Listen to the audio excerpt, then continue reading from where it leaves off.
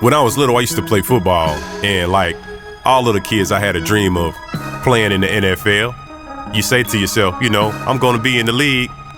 And before I could even make it into junior high, I started having knee issues, and it pretty much killed all of that. And so when I played the game, I loved the game, and I loved to hit. Years later, after I graduated from college, I went and visited one of my old football coaches, and we were sitting down talking, and he said, man, I would have bet my paycheck, I would have bet all the money I ever earned in my life that you would have went into the NFL.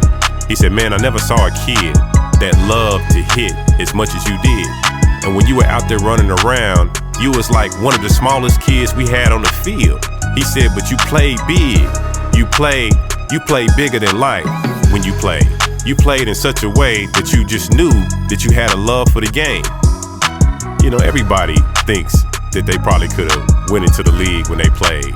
But for me, I've always, like in the back of my mind, I've always thought that if I was in the league, if I was in the NFL, how would I treat my body? How would I eat for performance? How would I eat to create longevity in my career? And so even today when I train, in my mind, I train in such a way that I train like I would train if I was in the league. I train like I would train if I was one of those players. I try and eat like I would eat if I'm trying to eat for performance. I try to eat to get better every day, eat to get focused. I would try and sharpen my mind now how I would sharpen my mind back then.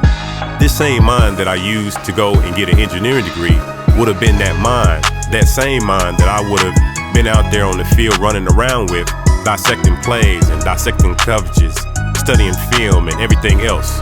The reality of it is, a lot of those cats out there playing ball could be doctors, could be lawyers, could be engineers, because to understand those coverages, to understand the playbooks, to have the type of memory that it takes to learn the different offensive and defensive schemes, to recognize patterns, to have the ability to process and make decisions at extremely high rates of speed.